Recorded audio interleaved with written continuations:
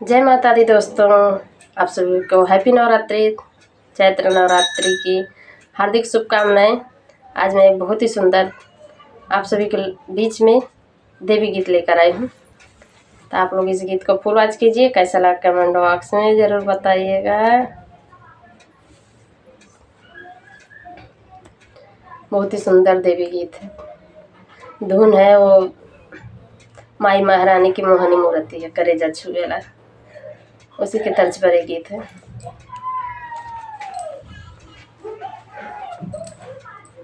मटिया के मूर्ति पर लाल की चुनरिया हो कि मनवा मोहेला, हो कि मनवा मोहेला।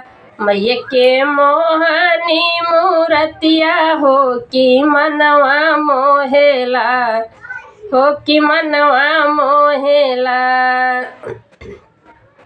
मटिया के मूर्ति पर लाल की चुनरिया हो कि मनवा मोहेला, हो कि मनवा मोहेला।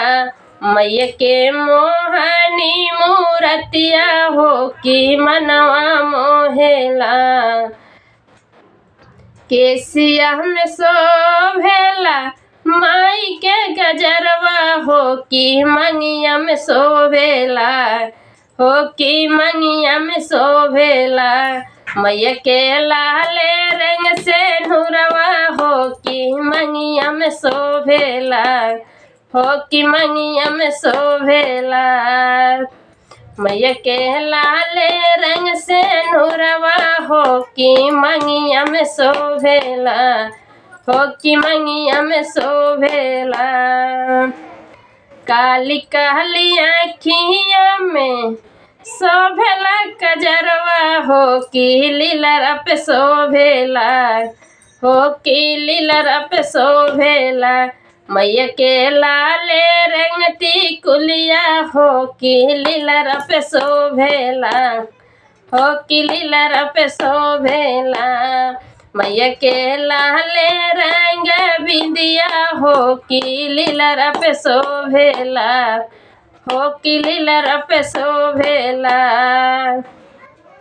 गरवा में शोभेला अढ़उल के हरवा हो कि तनवा पे शोभेला, हो कि तनवा पे शोभेला। मैया के लाल की चुनरिया हो कि तनवा पे शोभेला, हो कि तनवा पे शोभेला। मैया के लाल की चुनरिया हो कि तनवा पे शोभेला। गरवा में शोभेला अढ़उल के हरवा हो कि तनवा पे शोभेला, हो कि तनवा पे शोभेला। मैया के लाले रंग चुनरिया हो कि तनवा पे शोभेला, हो कि तनवा पे शोभेला। चांदी के पायलिया मैया के चम चम चमके हो कि पौआ में शोभेला, हो कि पौआ में शोभेला। मैया के लाले रंग महावर हो कि पौआ में शोभेला, हो कि पौआ में शोभेला। चांदी के पायलिया मैया के चम चम चमके हो कि पौआ में शोभेला, हो कि पौआ में शोभेला। मैया के लाले रंग महावर हो कि पौआ में शोभेला, हो कि पौआ में शोभेला। सोर हो सिंगार मई के रूपवा सजावे हो कि मनवा मोहेला, हो कि मनवा मोहेला। मैया के मोहनी मूर्तिया हो कि मनवा मोहेला, हो कि मनवा मोहेला। सोर हो श्रृंगार मई के रूपवा सजावे हो कि मनवा मोहेला, हो कि मनवा मोहेला। मैया के मोहनी मूर्ति मूरतिया हो कि मनवा मोहेला, हो कि मनवा मोहेला। मटिया के मूर्ति पर लाल की चुनरिया हो कि मनवा मोहेला, हो कि मनवा मोहेला।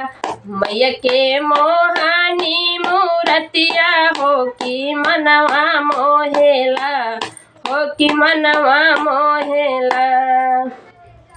जय माता दी। ये गीत कैसा लगा कमेंट बॉक्स में जरूर बताइएगा।